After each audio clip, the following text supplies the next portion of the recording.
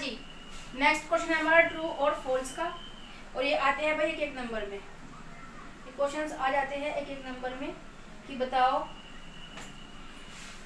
First वाला है कि value of tan a is always less than 1, कि जो tan a होता है, tan a की वैल्यू हमेशा 1 से कम होती है।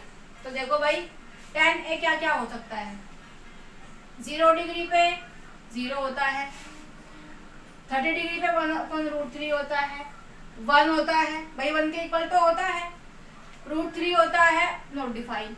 बताओ, तो ये तो 1 के इक्वल ही हो गया। और √3 की अगर हम बात करें तो जो √3 जो tan, अगर हम tan a की बात कर रहे हैं तो tan 60 जो होता है, tan 60 हमारा tan 60 डिग्री √3 के इक्वल होता है। और √3 की अगर हम वैल्यू निकालते हैं तो √3 की value √3 equals to 1.7 something something होती है, मतलब 1 से तो ज्यादा है। ठीक है, तो क्या कहेंगे कि दिस स्टेटमेंट इज फॉल्स। क्या है जी, फॉल्स है। और क्यों फॉल्स है, because the value of tan 60 degree equal है √3 के एंड √3 इक्वल होता है 1.7 समथिंग समथिंग के, which is ग्रेटर देन 1। ठीक है जी, जो कि 1 से बड़ी वैल्यू होगी, तो इसीलिए क्या है, फॉल्स। समझ में आया। नेक्स्ट आते हैं sec a। नेक्स्ट कह रहे हैं कि जो sec a है, बताओ क्या क्या 12/5 हो जाएगा। तो बताओ sec a क्या होता है, sec की वैल्यू क्या होती है, h/b होती है जी। ठीक है, क्या लेंगे, sec a h/b, और हमेशा जो हाइपोटेनियस होता है वो b से बड़ा होता है। तो क्या दिया है, 12/5, मतलब ऊपर बड़ा और नीचे छोटा। तो हम कहेंगे बिल्कुल ट्रू है statement, this statement is true. क्यों ट्रू है, बिकॉज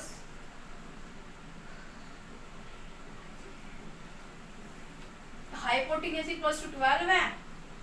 बिकॉज क्या कहेंगे, अभी क्या कहेंगे, sec a जो होता है हमारा वो h/b होता है, वेयर हाइपोटेन्यूज 12 है और जो 5 है वो, जो बेस है वो 5 है। So the hypotenuse should be, पूरा लिख लेना इसको, हाइपोटेन्यूज शुड बी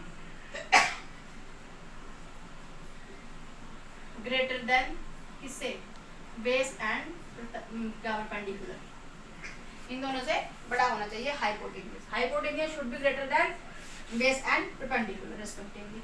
ओके, अब बात आती है कि cos a is a abbreviation. जो cos है, देखो जो cos होता है उसको कोसाइन कहते हैं। cos को क्या कहते हैं, cos को कोसाइन कहा जाता है, कोसाइन।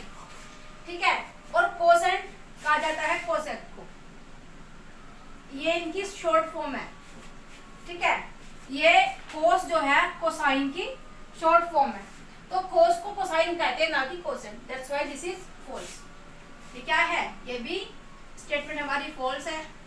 अब क्यों फॉल्स है, बिकॉज cos होता है कोसाइन, और जो कोसेंट है ये होता है कोसेक की। कोसेक का मतलब, कोसेक की फुल फॉर्म होती है कोसेंट और कोस की फुल फॉर्म होती है कोसाइन। ठीक है, समझ में आया। चलो आगे करते हैं इसका, ये दो पार्ट और रह गए इसके, करते हैं, फटाफट करो इनको।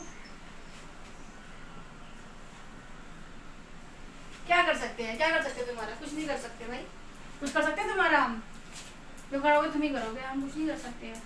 चलो जी, नेक्स्ट आता है cot A is product of cot A, cot and A। क्या cot A जो होता है ये प्रोडक्ट होता है cot A का, cot और A स्टेटमेंट सही है?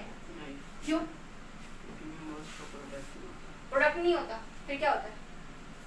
फिर क्या होता है? प्रोडक्ट नहीं होता है तो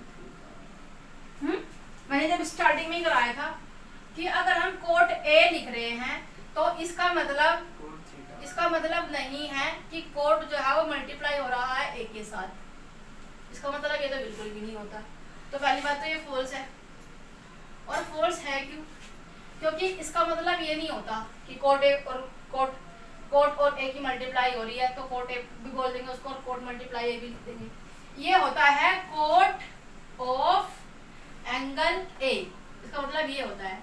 अब ये एंगल ए हो सकता है, पी हो सकता है, सी हो सकता है, बी हो सकता है, कुछ भी हो सकता है, एनीथिंग कैन बी। ठीक है, तो जो ये एंगल है ये A B C D P Q R X Y Z कुछ भी हो सकता है। समझ में आया? दैट्स व्हाई ये इसका प्रोडक्ट नहीं होता।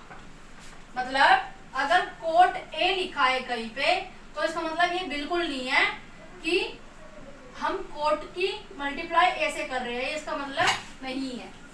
ठीक है, दैट्स व्हाई क्या है? फॉल्स है।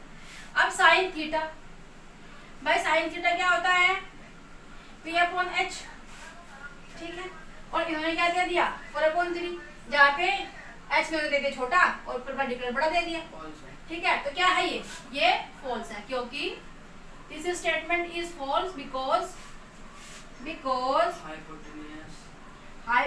perpendicular should not be greater than hypotenuse. Should not be greater than hypotenuse। ठीक है, हाइपोटेन्यूज से बड़ा नहीं होना चाहिए। इसी के साथ में हमारी 8.1 होती है कंप्लीट। ठीक है, चलते हैं नेक्स्ट एक्सरसाइज के साथ में which is 8.2। Continue next video. Till then take care and bye bye, love you।